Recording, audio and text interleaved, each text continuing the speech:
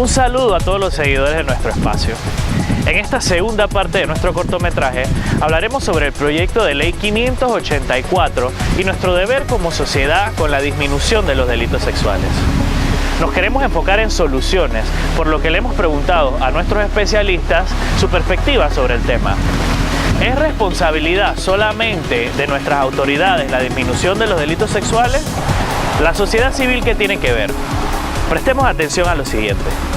Pues no, la respuesta sería no. La disminución de los delitos sexuales debe ser responsabilidad del Estado en todas sus instituciones, también de la sociedad, de las familias, de las distintas instituciones sociales.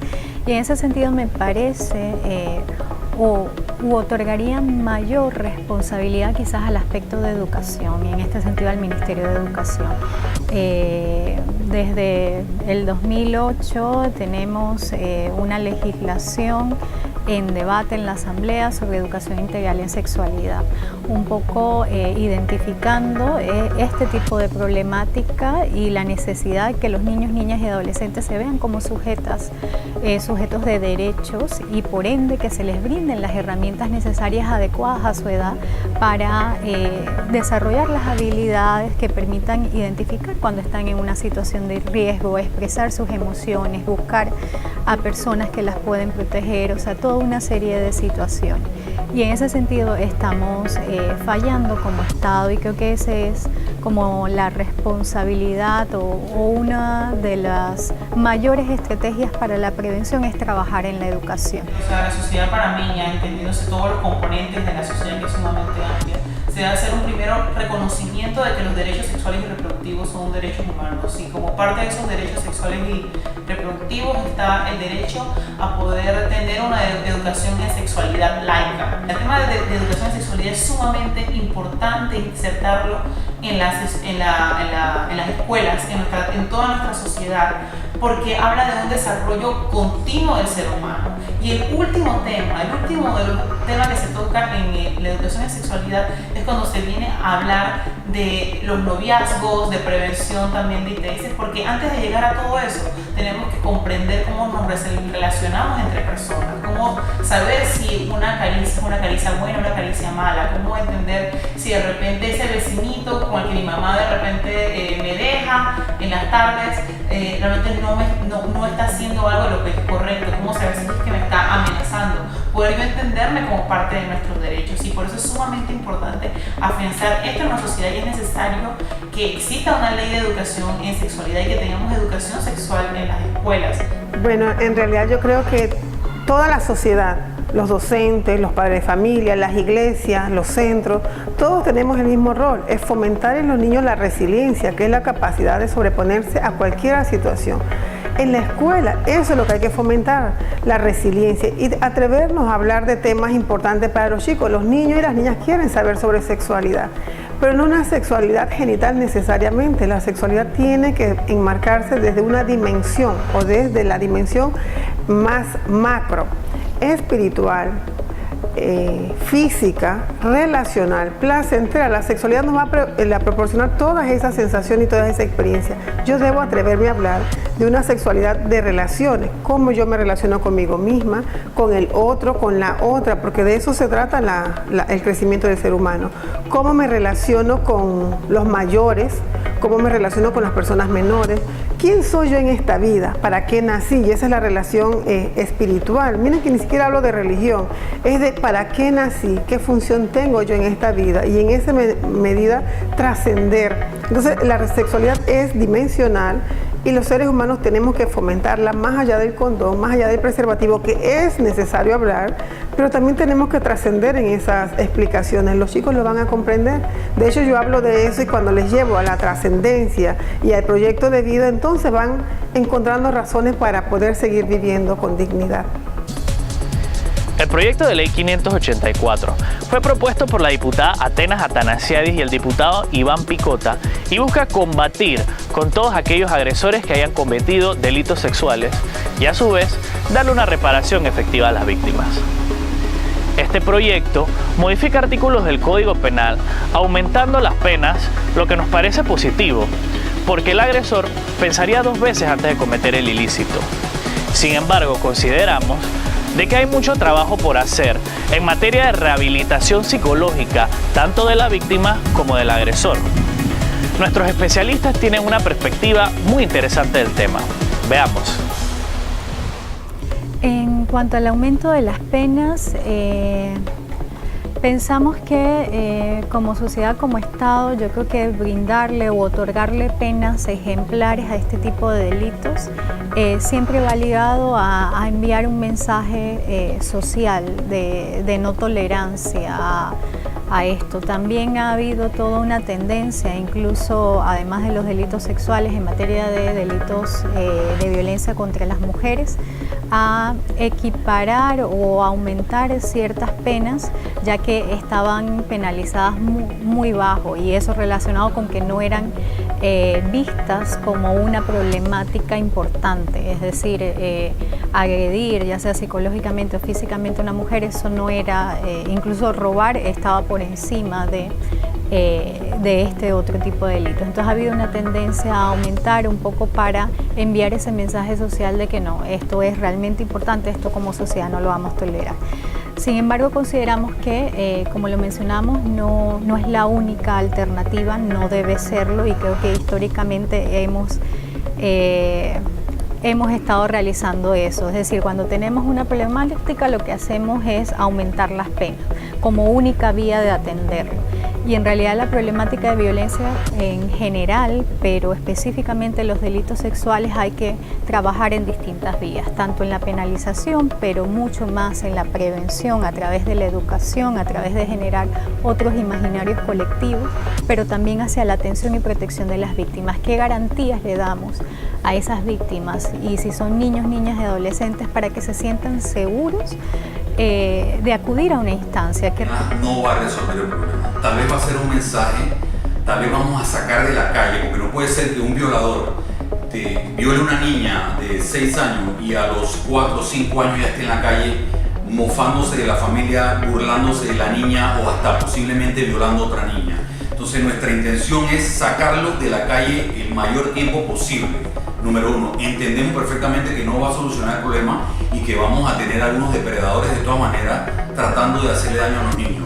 Creemos que hay que hacer más educación, creemos que el Ministerio de Educación tiene que ser más eficiente en ese sentido. El Ministerio de Desarrollo Social también tiene que ser más agresivo en tratar de llevar el mensaje a la población o los sectores vulnerables donde no hay la información necesaria. El problema de meterlos presos no va a resolver el problema, tal vez lo va a minimizar o lo va a disminuir, pero necesitamos educación al pueblo panameño. Bueno, por lo menos yo considero que aumentar penas no resuelve en ningún momento el problema. Creo que es algo momentáneo, algo superficial y algo completamente reaccionario pensar que aumentando las penas vamos a disminuir los crímenes contra la violencia sexual. Realmente lo que se debe afianzar es los métodos de prevención, y por eso es que nuevamente soy enfática con la educación. Sí se debe tomar en cuenta en todo caso en las leyes panameñas es que hayan más penas de tipo accesorias, que de repente las personas que son acusadas por delitos sexuales de repente no se puedan acercar a personas menores de edad, no puedan trabajar en escuelas, no puedan trabajar cerca de parques infantiles, incluso que se les alejen de las áreas donde la víctima ha estado. Al mismo tiempo creo que es súper importante que el Estado panameño brinde más apoyo a las víctimas, que se aumenten los dineros, los fondos que van a los centros de atención a víctimas, y que se permitan que ONGs puedan participar. Es una herramienta y complementa un plan que tenemos, porque tenemos distintos proyectos. Actualmente el proyecto está en que estamos buscando el aumento de penas en casos como distribución de material pornográfico, creación de material pornográfico, especialmente donde participen menores de edad. Esto tiene un agravante más amplia, donde la persona tiene una discapacidad, donde la mujer está embarazada. También en este proyecto estamos contemplando lo que es la violación en sí, donde estamos pasando de lo que es actualmente 10 años, 12 años, a pedir hasta 30 años de prisión para el delincuente, y estamos pidiendo que estas personas, una vez salgan de la cárcel, no van a estar trabajando cerca de niños, cerca de escuelas, de lugares que los jóvenes ellos no pueden trabajar en contacto con niños porque esto es muy peligroso. Luego de haber visto el trabajo de nuestros diputados, escucharemos la perspectiva psicológica de la licenciada Aizaida del Hogar Malambo. El Hogar Malambo, todos los días, como servicio social, ayuda a las víctimas, principalmente a los niños. Muy bien, aquí en el Hogar Malambo atendemos niños en situación de riesgo social. Dentro de los programas que le ofrecemos a los niños hay un programa que se llama Tu Dignidad Vale. Este programa está dirigido a niños, niñas y adolescentes víctimas de abuso sexual o explotación sexual comercial. Es puertas abiertas, es decir, que es una clínica donde las personas de las comunidades pueden llegar a recibir su atención psicológica, social y legal mientras se hace un proceso judicial paralelo. Me encanta porque empiezan a reírse cada vez que digo vamos a hablar de sexualidad.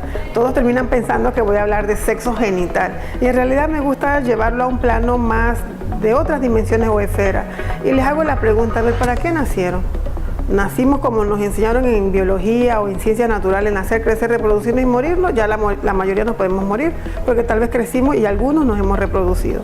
Entonces cuando los llevo a plantearse preguntas como ¿para qué nacieron? ¿Por qué estamos aquí si hay 7.000 millones de personas? Algunos terminan encontrando una respuesta y dicen porque Dios tiene un proyecto especial para mí, porque yo soy alguien sumamente especial. Otros que no son tan cristianos dicen bueno porque nací para ser feliz. Es decir, que empiezan a darle un significado distinto a simplemente reproducirnos y morirnos. Entonces yo creo que hay que hablar de sexualidad y llevarlas a eso, a una capacidad de poder inferir que en todas nuestras relaciones humanas hay sexualidad implícita y no necesariamente hay genitalidad implícita. Destacamos que tanto los diputados como las fundaciones financiadas por el Estado cada día le dan más prioridad a este tema.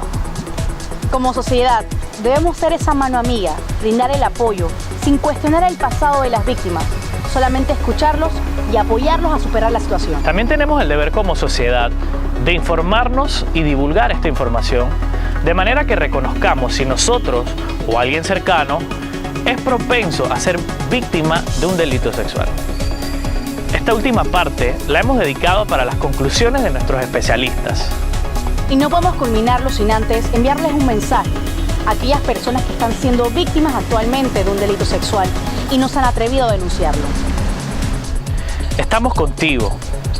Tu dignidad como persona vale más que cualquier cosa. No temas a la represalia. Acude a un familiar cercano. No te aísles. Pide ayuda en la Defensoría del Pueblo y denúncialo. Tu vida vale. Fíjense, cada 2 horas en Panamá hay un niño abusado sexualmente. Esto no puede continuar. Estos son los que denuncian. Esto no puede continuar. Las estadísticas tienen que ser reales. Necesitamos que la gente denuncie porque nosotros necesitamos sacar de circulación a esas personas. Y si no lo decimos, van a seguir abusando de 1, de 2, de 3 y de más niños. Entonces es importante que los padres de familia entiendan que hay que denunciar. No importa quién sea, hay que denunciar. Y es importante la labor que están haciendo ustedes y quiero aprovechar esta cámara para que la mayor cantidad de gente pueda informarse y educarse. Porque no es que porque no tenga niños, tal vez ustedes que son jóvenes en estos momentos no pueden ser afectados, pero dentro de 10 años van a tener un niño, o van a tener una hija, o van a tener un sobrino, o van a tener un vecino. Entonces es importante que la educación llegue a todo el mundo y que entienda que muchas veces el depredador sexual está en el entorno cercano. Hay que tener cuidado con sus niños, hay que estar pendiente de cómo sus niños actúan y si cambian su comportamiento, darle seguimiento de por qué y preocuparse más.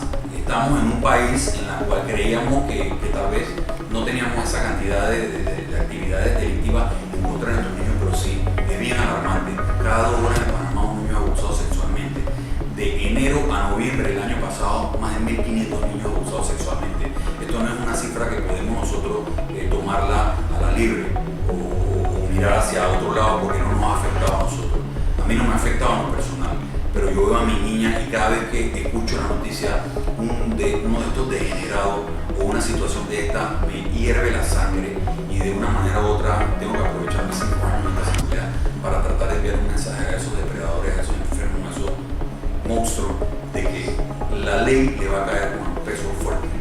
Siempre en este tipo de delitos es muy difícil romper el silencio, muchas veces uno se siente aislado, uno se siente que no existen los mecanismos necesarios para protegerlo. Yo creo que es importante primero que identifique si son niñas y niños, incluso personas adolescentes, que identifiquen a aquellas personas en su entorno. Siempre hay alguien que les va a apoyar, que les va a creer, a quien pueden solicitar un acompañamiento, entender que esas situaciones no deben ser tolerables y que existen instituciones que les pueden brindar una protección inmediata ante la vulneración de sus derechos. Incluso pueden llamar a la Defensoría del Pueblo, donde se les va a escuchar, se les va a creer y se les va a acompañar para denunciar este tipo de situaciones y sí, romper con ese silencio, esa violencia que pueden estar viviendo. Le queremos decir a las víctimas que estamos con ustedes, estamos trabajando por ustedes. Este es un tema que nos ha llegado al corazón y vamos a hacer lo posible para protegerlos. Sabemos que han pasado por cosas muy difíciles, pero estamos para escuchar también sus sugerencias. Si ustedes consideran que este proyecto debe ser mejorado, todas las ideas son bienvenidas, porque más que ustedes son los que saben cómo debemos actuar y nosotros estamos para servirles.